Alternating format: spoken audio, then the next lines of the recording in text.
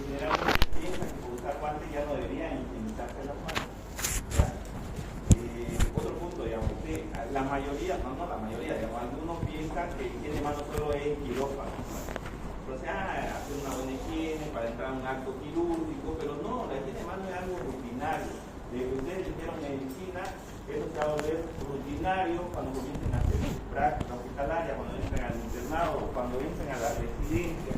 Y mismo ejerciendo como médico, ustedes van a realizar la higiene de manos para atender a su paciente, para ver la evolución de su paciente, para realizar los procedimientos que su paciente van a realizar.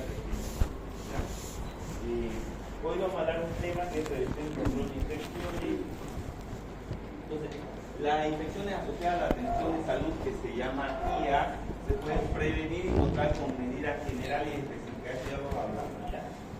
Algo que no van a grabar la charla ya, por favor, o las audio. Es algo muy gordo, pero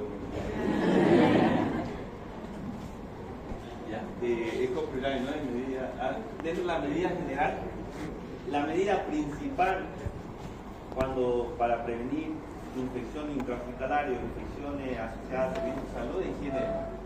¿Ya? Es un tema que ya lo abordamos en la anterior clase, pero son dentro de las principales medidas que usamos. Otro tipo de medida es el uso de equipo de protección personal que se llama EPP.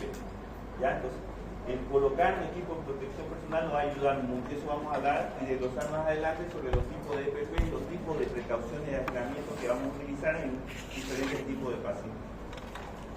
Higiene respiratoria, entonces siempre debemos tener esa higiene tanto de manos, pero también respiratoria. Si usted estornuda o tiene alguna reacción a nivel respiratorio, se deben proteger, ¿no? Además, si tienen una infección respiratoria, traten de no venir o usar un tipo de protección como el barbijo, ¿no? Prevención de accidentes punzocortantes, entonces también hay medidas de prevenciones para los accidentes cortopunzantes, que es muy frecuente en los hospitales. Ustedes cuando ingresen a la práctica hospitalaria en el internado, probablemente van a tener un accidente cortopunzante. Ustedes tienen que saber qué hacer. ¿Ya? Tienen que saber si ese accidente punzocortante o cortopunzante es de una fuente conocida, una fuente desconocida, y hay un flujograma para el manejo de esos tipos de accidentes, para realizar medidas de prevención para nosotros que somos los trabajadores de salud y vamos a estar con este problema o con este tipo de accidentes, en lo que vamos a abordar eso más adelante dentro de la práctica. Manejo de equipo y desecho de ropa de paciente, limpieza y desinfección de dispositivos y equipo dentro del área médica, ¿no?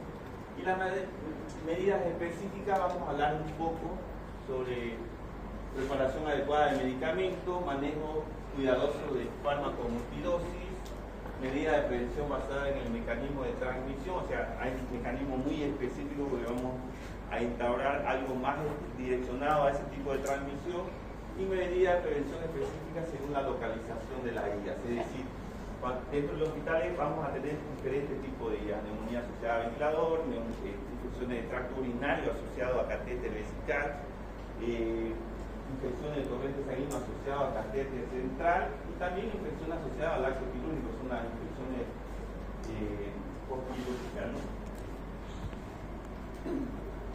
Dentro de la introducción que hablamos,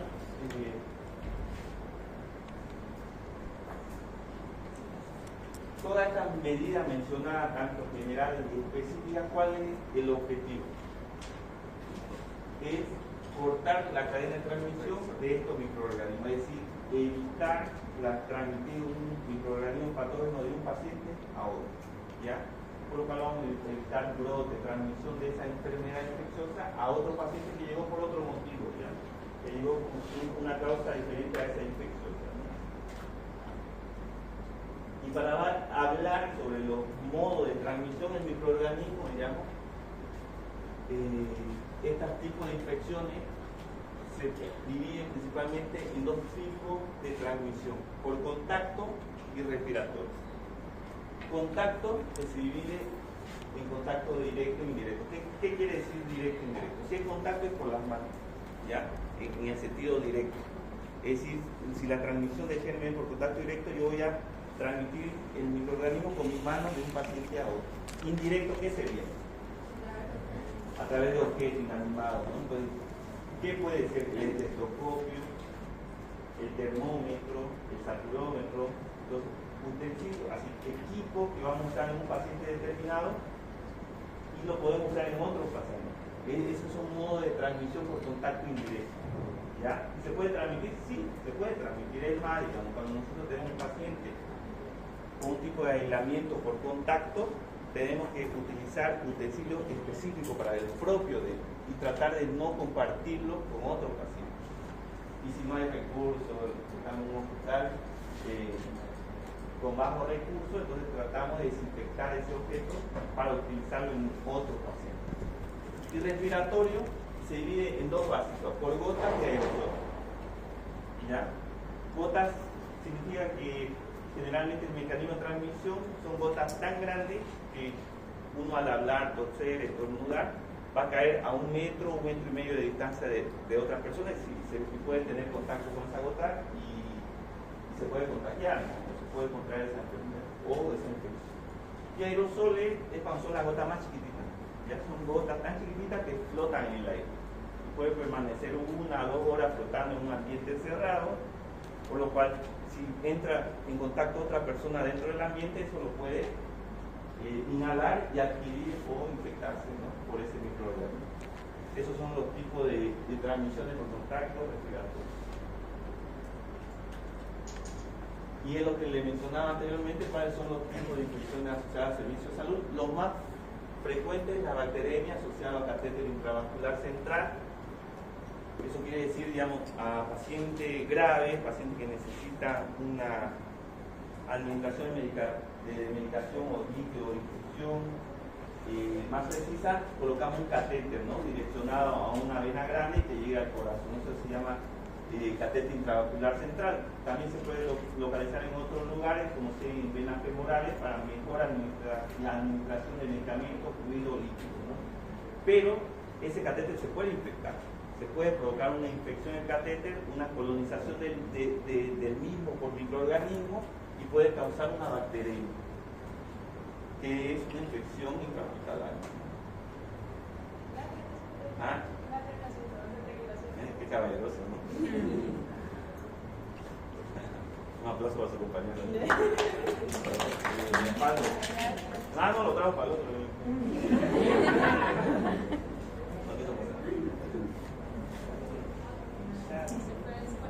¿Se fue? ¿Le dio vergüenza? Otro tipo de infección son las neumonías asociadas a ventiladores. Entonces, el paciente grave que llega por diferentes causas, principalmente por insuficiencia respiratoria aguda, y necesita un aparato que respire por él como un ventilador mecánico, entonces se va a colocar al paciente en máquina previa intubación orotraqueal, por lo cual va a aumentar el riesgo de adquirir una bacteria directamente a los pulmones por la vía, ¿no? Por el tubo orotraqueal y por el ventilador. Entonces aumenta el riesgo de neumonía. Y cuando hablamos de un ambiente hospitalario, principalmente terapia intensiva o terapia intermedia, estos pacientes tienen mayor riesgo de adquirir una neumonía, pero con gérmenes con multiresistencia, es decir, gérmenes que tienen mayor resistencia a los antibióticos. Entonces hay medidas de prevención para evitar este tipo de infecciones. También las infecciones de vías urinarias asociadas a sonda urinaria. Entonces, lo que más van a hacer como interno, yo creo, es colocar sonda urinaria. ¿Ya? Ayuda mucho al paciente cuando la indicación es cierta, cuando es adecuada, ¿no? Pero por cada 24 horas de uso de esos catéteres aumenta el riesgo de sufrir una infección urinaria. ¿Ya? Entonces, es muy frecuente este tipo de IAS, este tipo de infección intrahospitalaria, por lo cual tenemos metodologías para prevenir o evitar estos tipos de infecciones a los portadores de estos tipos de catéteres. Y la infección en el sitio quirúrgico, esto propiamente hablando de cirugías limpias. Si yo digo cirugía limpia, ¿qué piensan? Que limpiarlo bien, bañarlo bien. ¿Ah? Cirugía de corazón. Es un ejemplo, pero ¿qué sería una cirugía o una cirugía limpia? Que no haya microorganismos. Ya. Es que sea estéril. Claro, sea estéril. La cirugía no tenga contacto con un lugar donde haya colonización previa, ya, digamos, tubo gastrointestinal. Ya. Si es una apendicitis, probablemente eso ya tiene contacto con la flora intestinal, entonces eso no es cirugía limpia. Un ejemplo de cirugía limpia es una cirugía cardíaca.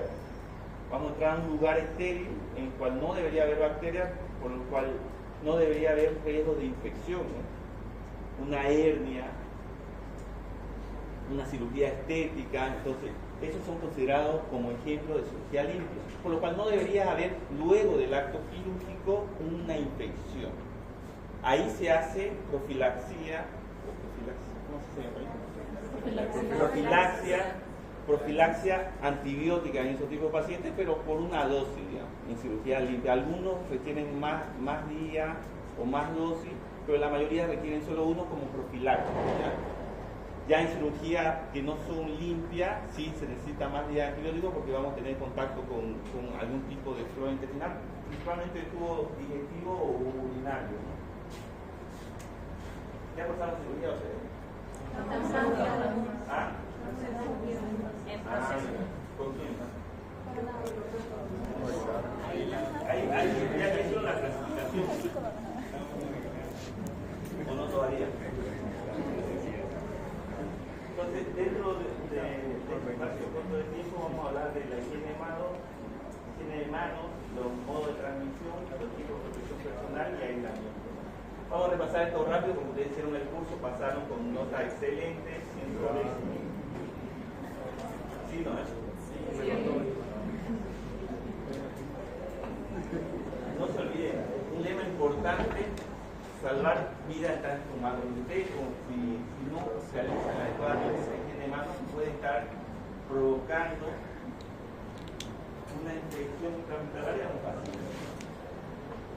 Esta son las metas internacionales de seguridad del paciente, ya fue mencionada en la anterior clase, pero vean, la meta 5 es una de las más importantes, ¿ya?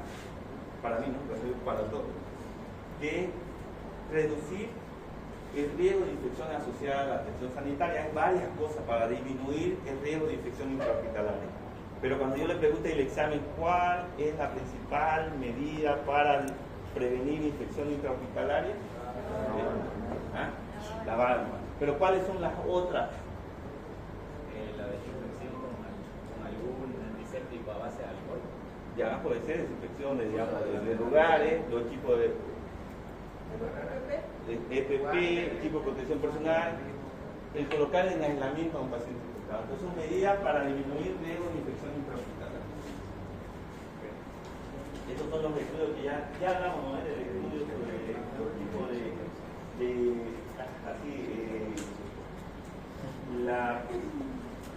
cómo el microorganismo perpetúa en un lugar inerte, cuánto tiempo puede permanecer activo. Ya vieron los tipos de higiene de mano, la técnica, cuáles son, cómo lavarse las manos, los tipos de los 5 momentos, entonces de memoria, ¿no? Si yo digo examen, ahora se lo saben, ¿no? Todos.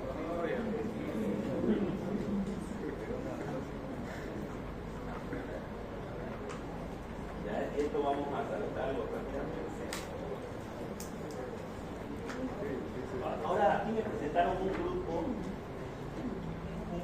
para hacer una actividad dentro de la universidad, aprovechando las elecciones y nadie se lava las manos. No sé si los candidatos tienen las manos limpias, pero vamos a enseñarles lo que es la higiene de manos. ¿Ya? ¿Hay otro grupo adicional a estos 15?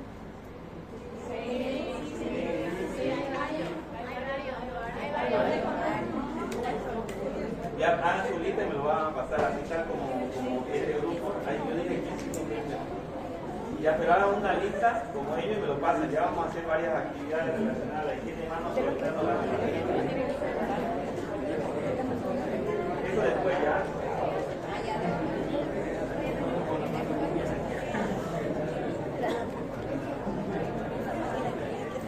Ya. ¿Ustedes son del grupo? ¿Ya no tarde? No, es que no hay.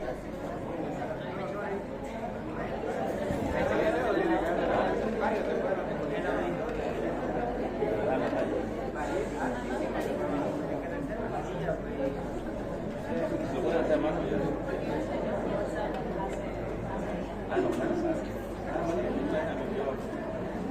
Ya,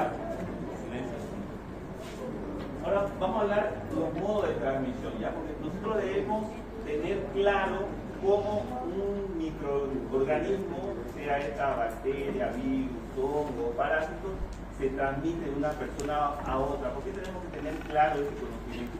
Porque a base de ese conocimiento vamos a instaurar un tipo de aislamiento cuando sospechamos, tenemos el diagnóstico de una enfermedad infecciosa, ¿ya? Entonces tenemos que tener muy claro el modo de transmisión.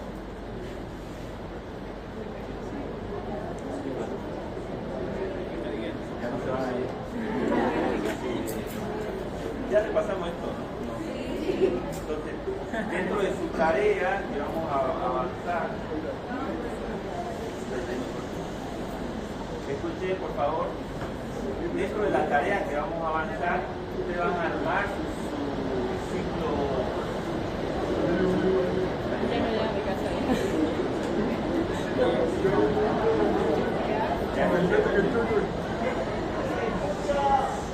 Entonces, dentro de la tarea que van a hacer en cada clase, van a armar su cadena epidemiológica, ¿ya? ¿En qué consiste su cadena epidemiológica? Ustedes tienen que saber el agente infeccioso de una enfermedad, es decir, digamos, vamos a avanzar tuberculosis. El agente infeccioso va a ser el virus, bacteria, parásito o Bacteria. una bacteria, ¿no? Y esa bacteria está dentro del grupo de las micobacterias, ¿no? ¿Cuál es su reservorio? Si hablo de micobacterias tuberculosis, es el hombre, ¿no? En realidad nosotros somos. ¿Cuál es la puerta de salida? La vía aérea. La principal es la vía aérea, ¿no? Entonces, por vía aérea. ¿Cuál es el modo de transmisión? Respiratoria, ¿no? Entonces, ¿por qué? Por aerosol. ¿Cuál es la puerta de entrada? Generalmente es respiratoria, por inhalación de olvídate, ¿no? ¿Y hay huéspedes susceptibles? Sí, lo hay. Tenemos huéspedes susceptibles que van a manifestar la enfermedad grave por tuberculosis. Entonces, dentro de los temas que vamos a avanzar, su tarea es armar una cadena epidemiológica de la enfermedad en sí. ¿Ya? Eso es para conocimiento y para practicidad y recordar.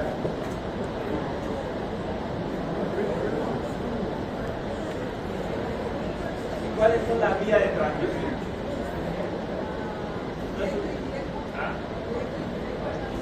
Eso voy a pasar a la diapositiva, ¿ya? Entonces, ¿cuáles son las vías de transmisión de un individuo infectado a un individuo susceptible?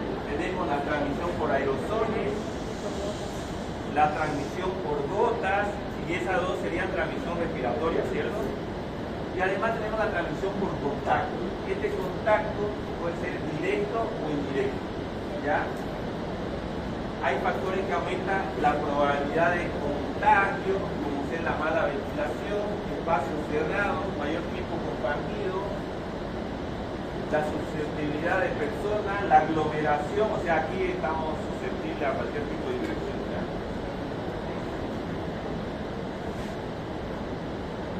Entonces, dentro de lo que es la transmisión por contacto, entonces va a haber una interacción entre el individuo infectado y el individuo susceptible que a través de la transmisión directa, esto es por las manos, va a transmitir un microorganismo de este paciente a este paciente. Y en el hospital es frecuente, ¿no? Entonces, cuando ustedes vayan a la emergencia, hospitalización, van a atender a un paciente infectado con una infección dada, es decir, un ejemplo de infección de transmisión por contacto directo. Rotavirus, eso es muy frecuente en niños, ¿ya? Infección gastrointestinal que produce diarrea. Entonces, si nosotros atendemos a un paciente con rotavirus, no realizamos la higiene de manos de la manera adecuada, dentro de los 5 momentos adecuados, por contacto directo vamos a transmitir ese rotavirus a otro paciente. Ese paciente va a enfermarse. Y puede ocurrir brote intrahospitalario. Es decir, que varios pacientes, por no lavarse las manos, se van a enfermar dentro del hospital sin haber sido ingresados o internados por ese motivo. Hay la transmisión por contacto indirecto de superficie. ¿Qué quiere decir? Por qué es inanimado. Estetoscopio, termómetro, saturómetro. Entonces, si no hacemos una buena higienización, como no restringimos solo para el paciente aislado podemos transmitir ese tipo de infección de un paciente a otro. La transmisión por gota es lo mismo cuando tenemos partículas grandes que alcanzan alrededor de 1 a 2 metros de distancia. Cuando esas gotas son mayores de 100 micras de diámetro, entonces puede haber una transmisión de gota de un paciente, de un individuo infectado a un individuo susceptible. ¿Cuál es el ejemplo más frecuente? Influenza, ¿no? Hay alrededor de 25 muertos por influenza este año, por si acaso. Ha aumentado las infecciones respiratorias y dentro de eso las personas más susceptibles son personas adultos mayores de 65 años y menores de 5 años. Por eso el gobierno recién está trayendo la vacuna, casi ya 6 meses, para comenzar la vacunación.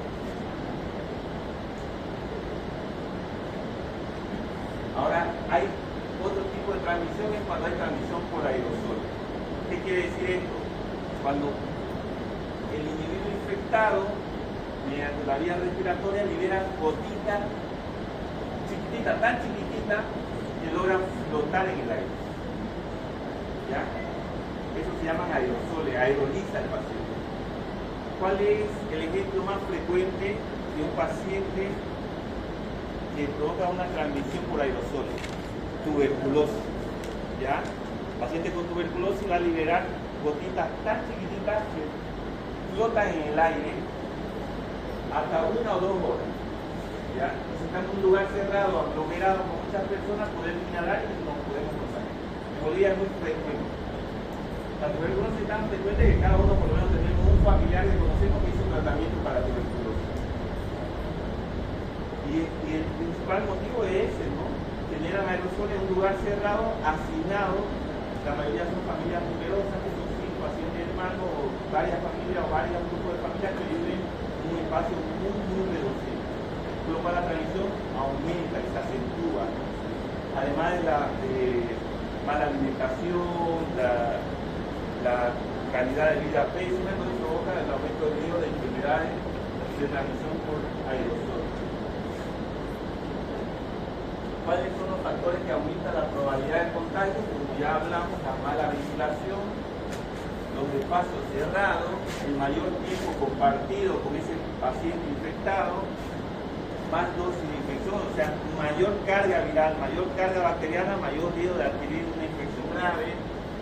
La susceptibilidad personal, o sea, así, personas del grupo etario extremo, niños y ancianos, tienen mayor riesgo de adquirir enfermedades, y principalmente enfermedades graves. Mayor número de contactos, es decir, si yo tengo frecuentemente contacto con personas enfermas o dentro de un grupo de personas que están enfermas, o sea, y eso no va a ser frecuente en los hospitales públicos. Si yo interno a un paciente donde el cuarto es abierto, son internaciones abiertas, tengo dentro de ese cuarto 5 pacientes con algún tipo de enfermedad infecciosa, probablemente el que internemos se va a contagiar.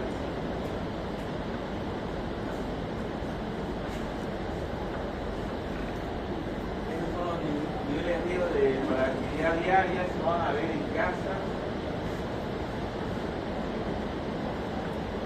Vamos a hablar sobre los EPP. El tipo de protección personal es muy importante ya. ¿Por qué? Porque es algo que ustedes deben saber cuándo usarlo, cómo usarlo, para evitar riesgos de que ustedes, primero, protección para ustedes mismos y protección para sus pacientes, ¿ya? Dentro de los EPP, vamos a hablar de esto se volvió famoso en la pandemia del COVID-19, pero se usaba anteriormente siempre respecto a patologías diferenciadas.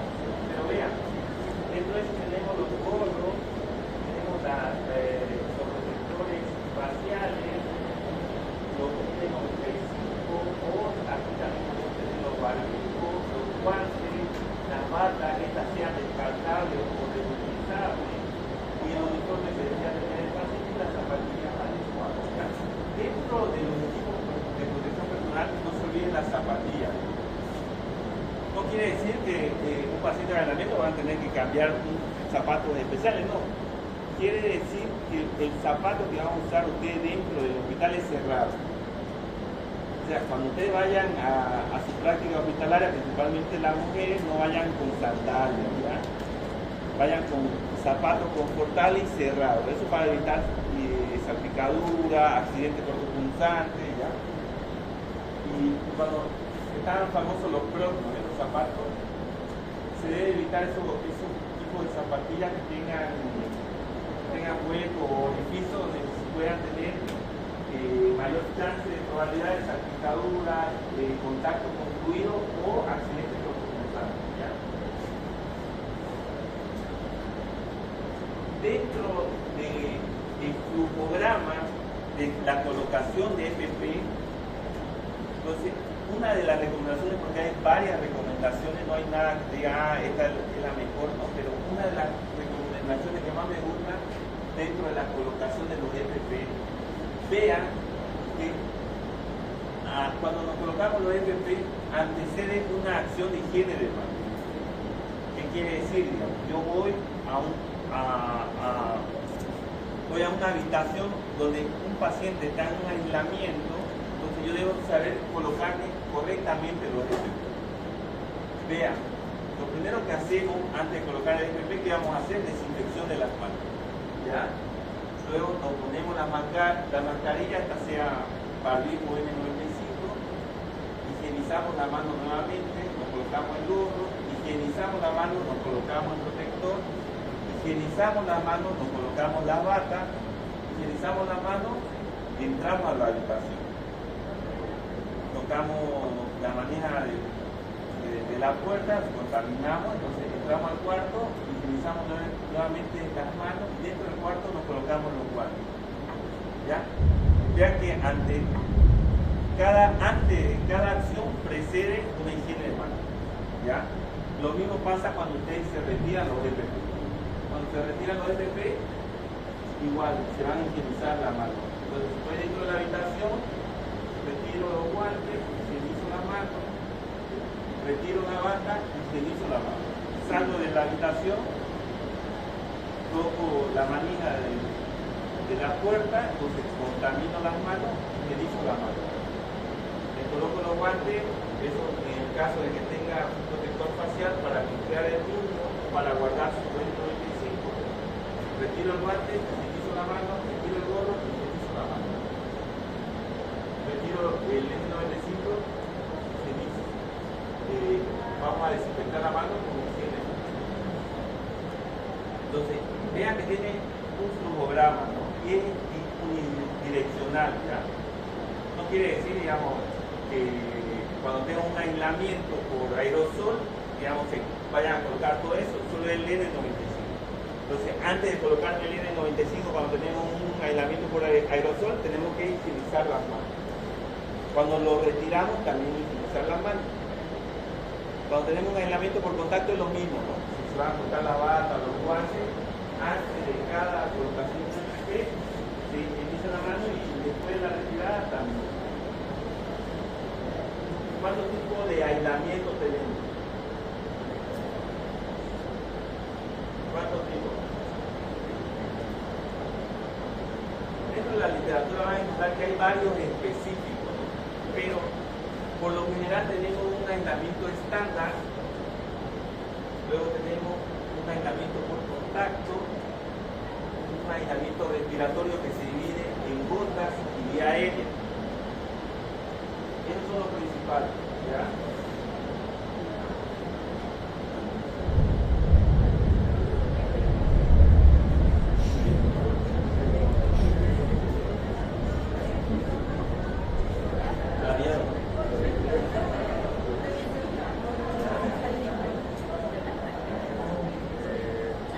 Dentro de precauciones estándar, ¿qué vamos hablando?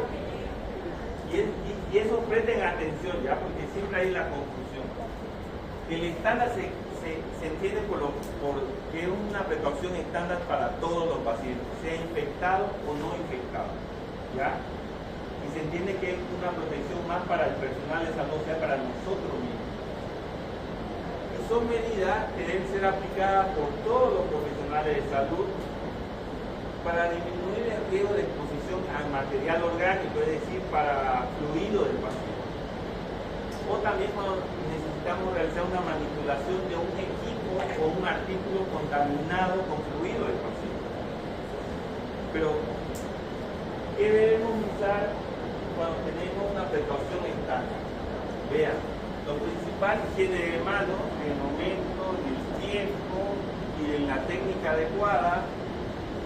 Debemos usar batas desechables, uso de guantes, uso de mascarillas y gafas y un uso de recolector cuando realizamos un procedimiento. Un ejemplo, llega un paciente a la emergencia con un dolor precordial, paciente infartado, llega con una insuficiencia cardíaca y el paciente necesita rápidamente ser intubado. ¿Ya? El paciente llegó infartado. Necesita tener un aislamiento. Ya, ustedes van a intubar al paciente. Entonces ustedes usan precaución estándar. ¿Por qué? Porque van a intubar al paciente y van a tener riesgo de exposición de fluido del paciente. Sí, ¿no? ¿Por qué? Porque al intubar ustedes van a tener riesgo de tener contacto con secreciones respiratorias. Si el paciente sangra, van a tener contacto con la sangre del paciente. Vean, el paciente llega con un cuadro no infeccioso, ¿ya? Y si llega con un cuadro no infeccioso, pero sí ustedes tienen, cuando realizan cualquier procedimiento de riesgo de exposición con fluido del paciente, precaución estándar. Entonces deben usar todo esto de PP para protegerse a ustedes bien, porque ustedes no saben que ese paciente infartado tiene VIH, tiene hepatitis, tiene algún tipo de infecciones asociadas. Entonces, la precaución estándar se usa para todo, sea infectado o no infectado, pero cuando ustedes tienen un riesgo de exposición. Sonda urinaria, van a colocar sonda urinaria, van a usar precaución estándar porque van a tener contacto con orina. Cuando vayan a colocar un catéter de vía central, van a usar los tipos de precaución estándar, sí, porque pueden tener contacto con sangre. Cuando viene un paciente con fecaloma y tiene que hacer una extracción manual de las heces, ¿van a usar eso? Y 4 guantes se van a colocar. Pero es así, digamos, sea paciente infectado o no infectado, a todos los pacientes que ustedes tengan riesgo de exposición a fluido del paciente, use los tipos de EPP para precauciones. El otro tipo de aislamiento que vamos a usar en los pacientes es el aislamiento por contacto. ¿Qué quiere decir esto? Que cuando tenemos la sospecha o diagnóstico de una infección o colonización por microorganismos transmitidos durante el contacto directo o indirecto, dejamos al paciente en aislamiento por contacto. ¿Cuál es el modo de transmisión? Por las manos o por superficie. ¿Qué vamos a usar? Entonces, siempre higiene de mano, el uso de bata desechable, en algunos hospitales lo reutilizan, el uso de guantes descartables, mantener siempre la puerta cerrada y siempre, ojo, vean esto, el material y equipo es de uso exclusivo para el paciente. Esto para evitar la transmisión indirecta, o sea, si vamos a usar cualquier tipo de utensilio de termómetro, estetoscopio u otro, deben ser exclusivos del paciente, evitar compartir con otros pacientes. ¿Ya? Entonces, un ejemplo de aislamiento de contacto que no sea rotavirus. ¿Qué otro tipo de infecciones pueden tener? ¿Ah? Levanten la mano. ¿Qué tipo de infecciones, digamos, o enfermedades infecciosas ustedes dejarían en aislamiento por contacto? ¿Ah? Sí, la varicela es una varicela diseminada, puede dejarlo por aerosoles y puede dejarlo por contacto. ¿Qué más?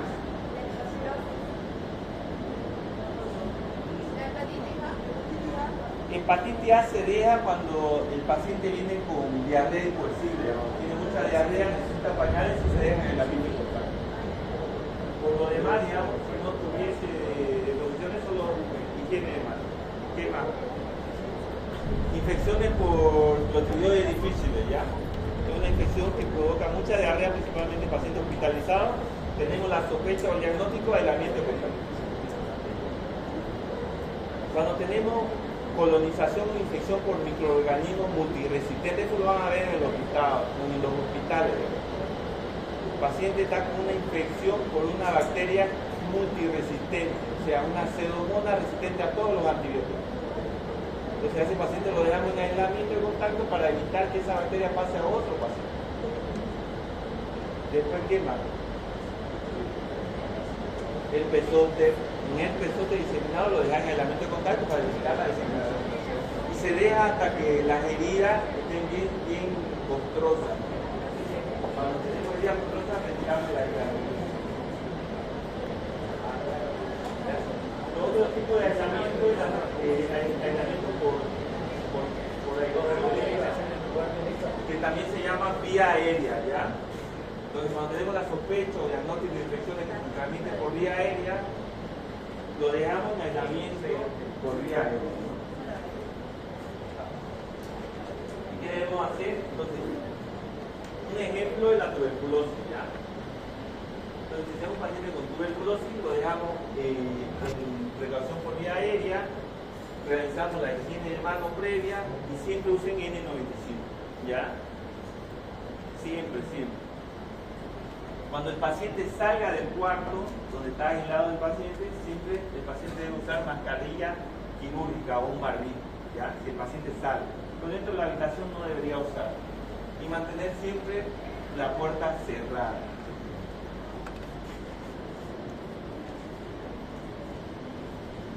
Otro tipo de transmisiones por gotas, y en esto lo más frecuente es influenza, ¿ya? Una gripe, ¿ya? Entonces, cuando tenemos lactantes, una neumonía por estreptococo neumoniae, lo dejamos en aislamiento por gotas un día. Luego de un tratamiento efectivo, retiramos ese aislamiento por gota. Cuando tenemos infección por Bordetella pertussis, que va a provocar tosferina, bien. Entonces, coqueluche, ¿no? Entonces, si tenemos eso, dejamos el aislamiento 5 días con uso de barbijo. Aislamiento por gota.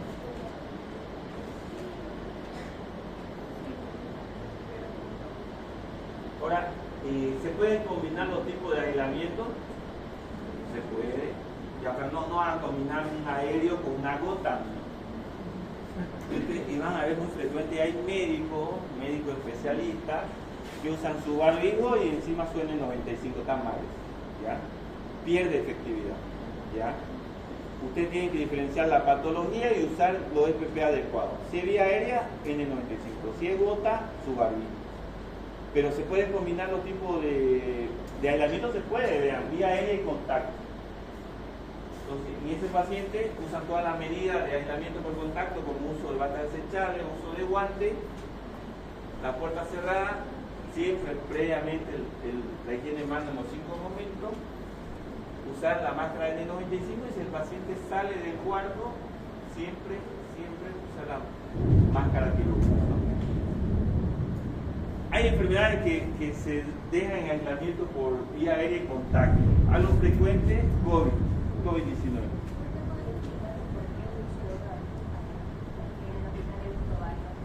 Porque pierde efectividad. Digamos. Si vos te lo colocas adecuadamente, no necesitas lo otro. No es doble barbijo. Te estoy diciendo, digamos, en realidad no deberíamos usar doble barbijo. Si vos colocas un barbijo por la transmisión por gota, con solo usar algo en tu boca va a disminuir el riesgo de adquirir una pequeña gota dentro de tu área de inhalación, como ser nariz y boca. A lo que me refería es cuando usan su barbijo y su N95. Entonces, si vos usas tu N95 no necesitabas. El N95 es utilizado cuando tenemos aerosoles, o sea, imagínense que hay partículas flotando en el aire, entonces utilicen N95. Pero también previene. Previene. Entonces, el N95, ¿cuál es el problema del N95? Es caro. Es caro el N95. Yo le voy a contar una anécdota. El N95 vale caro por sacar. En época de COVID subieron a cada uno valía 20 pesos. Actualmente debe valer entre 4 a 5 pesos. Pero el costo, ya, no es como el barril, aunque la caja lo compra en 10 o 20 pesos, ya, tiene 50 unidades. El N95 es caro. Y la tecnología que usa también es cara. Entonces, debemos racionar, principalmente en los hospitales públicos, el uso. Digamos. ¿Por qué? Porque ese gasto lo pagamos con nuestras contribuciones. Y en el privado, ese gasto lo pagan ustedes, ¿ya? Donde debemos usarlo adecuadamente. Me acuerdo cuando yo estaba trabajando, estaba en mi residencia, en la terapia intensiva, y llega el primer caso sospechoso en Brasil de COVID-19. Llega de Italia, y en esa época era finales, claro, comienzo de febrero, casi comienzo de febrero, llegó de Italia. Hizo su turismo en Italia, llega con síntomas respiratorios, y en Italia ya se estaba muriendo todo el COVID. Entonces, ahí no, yo estaba de turno, me llega una habitación con presión negativa, eso vamos a hablar más adelante, y nadie sabía todavía algo certero sobre esta enfermedad. O sea, no teníamos tratamiento, sabíamos qué tipo de EPP utilizar, pero no sabíamos la magnitud que iba a llegar, cuántas muertes iba a ocurrir en todo el mundo y cuánto iba a afectar en nuestra salud, cuánto iba a afectar en lo económico, ¿no? Yo me acuerdo que en ese paciente lo dejamos en aislamiento por vía aérea de contacto, y por lo menos yo entré en esa habitación para hacer la anamnesis, examen físico, para colectar, digamos, recolectar las muestras, porque el residente recolectaba la muestra venosa y arterial, digamos. Yo entré unas 6 veces a la habitación.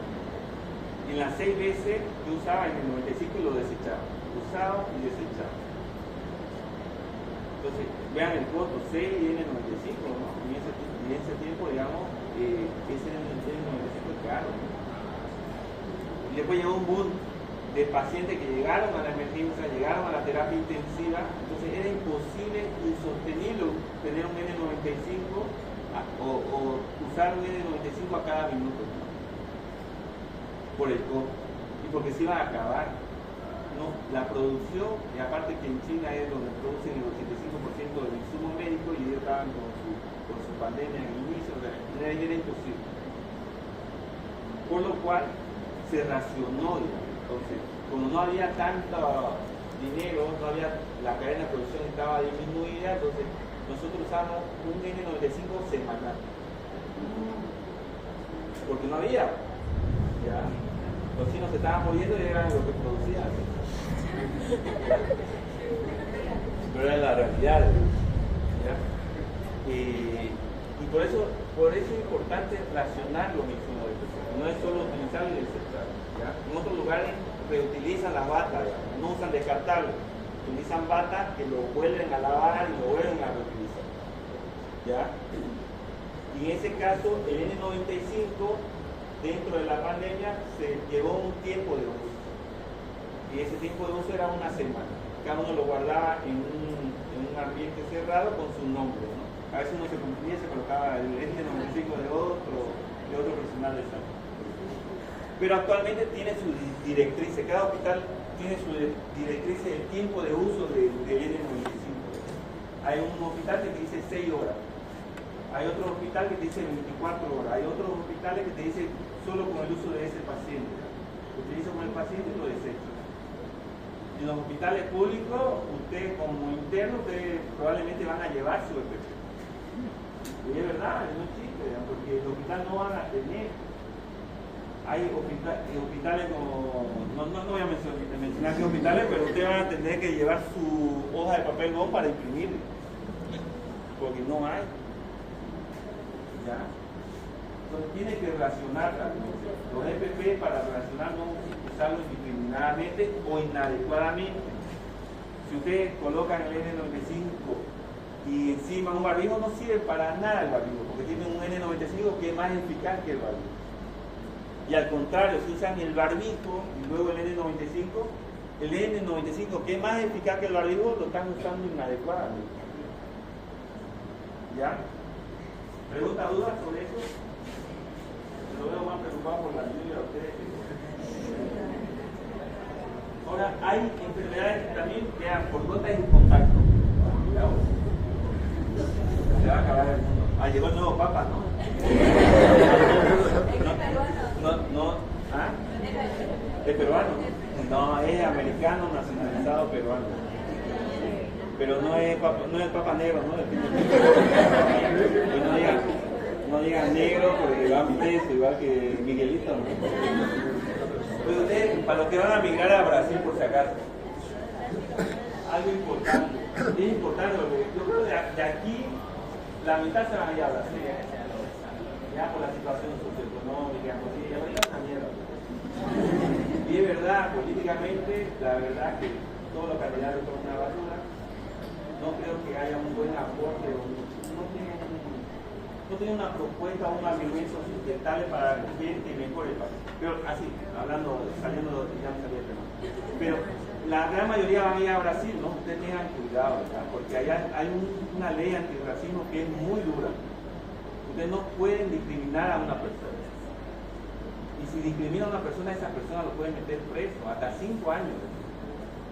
Allá hay mucha gente de color, entonces si ustedes le llaman despectivamente a esa gente preto o negro, ustedes van a la cárcel. Y es algún error, yo no sé si lo haya llamado Joselito o Miguelito, ¿no? Si lo haya llamado Miguelito de forma despectiva, pero se lo dijo, digamos.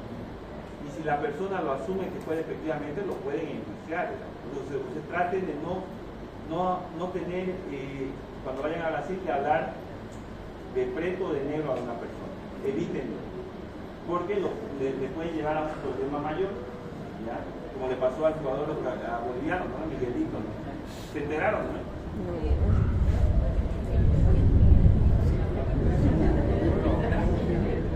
¿Qué es ahí? ¿Ah? Entonces, ¿cuándo usamos cuarto con presión negativa? Pregunta, a ver. Ya, aquí estamos.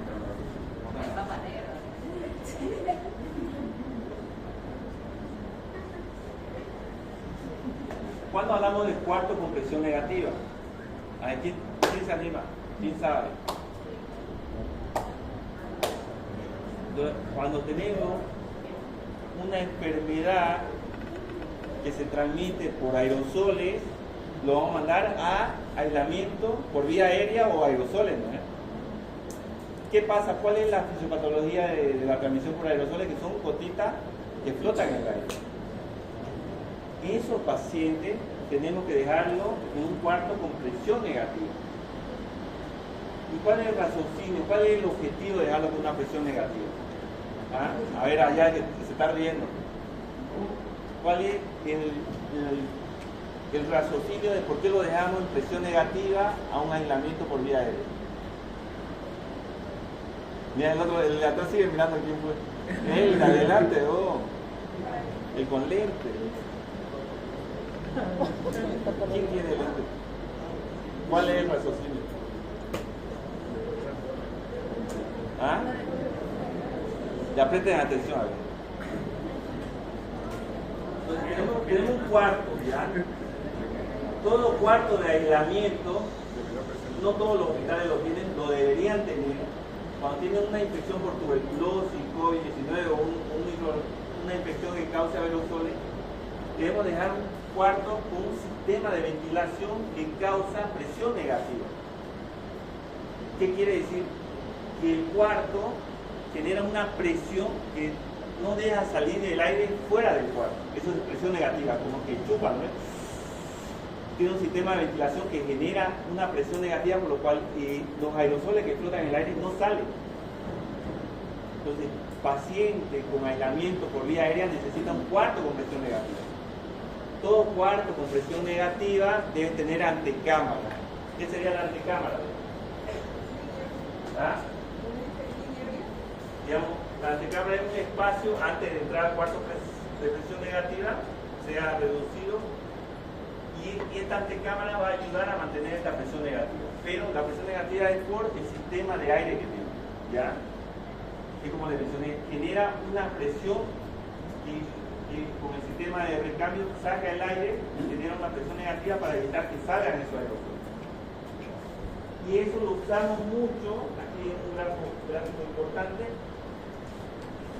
tiene que tener la antecámara, el sistema de ventilación genera una presión negativa y evita que esos aerosoles salgan por acá y salgan a contaminar un espacio o a otro paciente o a trabajadores de salud.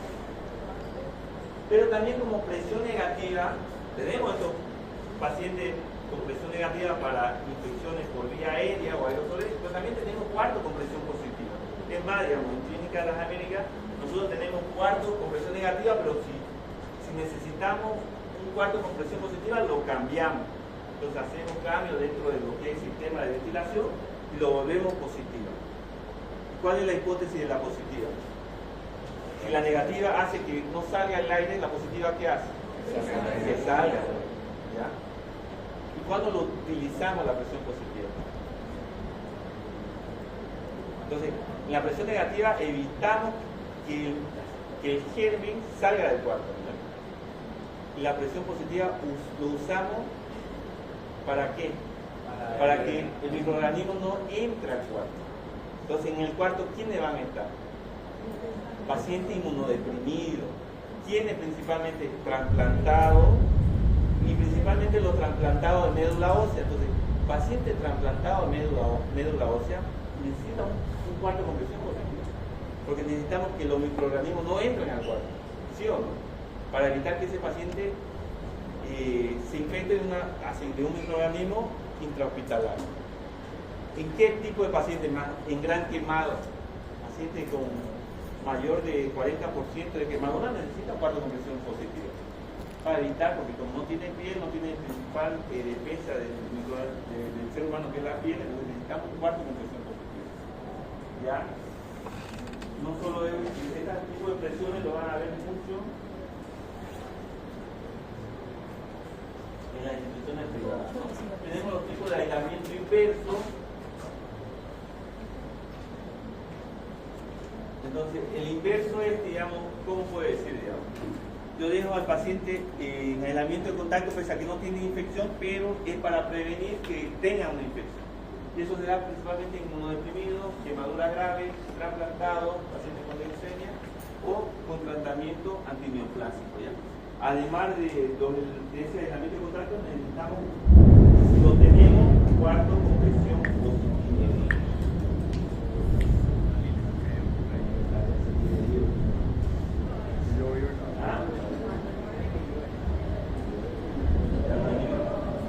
Entonces allá yo cuando estudiaba aquí en la galería, nuestra clase hoy eran pendejos los docentes. De verdad, ustedes se quieren ir a las 9:15, ¿no? Nuestra clase era hasta las 10. No, de verdad, no, hace después 15 años. Y no hace 15 años. Ya escuchen. Y nos soltaban a las 10, porque nos soltaban 10:15, 10:30. Y yo de aquí tenía que ir a la España. ¿Quién fue de aquí a la España? La calle España. ¿Conoce la calle España? ¿Por dónde? Por en San Juan de Dios, ¿no? Entonces, yo de aquí tenía que salir, trabajar y irme saliendo por acá, y por acaso no habían estos edificios bonitos, nada. Era el módulo antiguo y todo era una selva. De verdad, y cuando llovía tenía que ir con cuidado con tu linterna, no había celulares porque los celulares solo los tenían los docentes o los hijos de docentes. Y tenía que cruzar, ya había el puente por acá. Tenía que cruzar el puente, pasar lo que es nosotros lo llamamos gallinero, ¿usted qué lo llama? Y campo. Después ve que es feo, ¿no? Y de ahí me tenía que ir a la España. Miraba 11 menos cuarto. Y no había micro. Bueno, había micro, ¿no? Hasta las 11. O sea, no se preocupe, va a haber micro.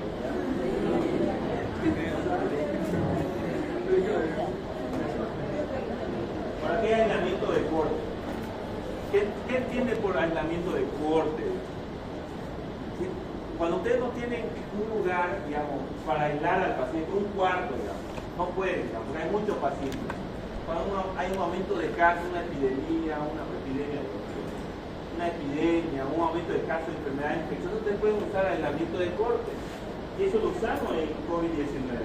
¿Sí o no? Entonces, todavía no tenía COVID-19, entonces lo dejamos a todos los pacientes con COVID, lo dejamos en un mismo cuarto. Eso se llama aislamiento de corte. ¿Ya? Aumentó los casos de influenza. En el San Juan de Dios no hay espacio. Entonces, ¿qué haremos? Sala común y todos los que tienen influenza se internan en una sala común. 5 o 7 pacientes con influenza. ¿Ya? Eso se llama aislamiento de corte. ¿Qué más? ¿Dudas, preguntas?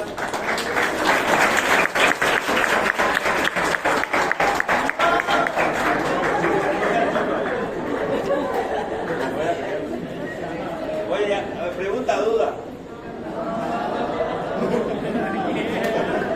Oye, ¿ya presentaron su certificado? Por acaso vale punto, por si acaso.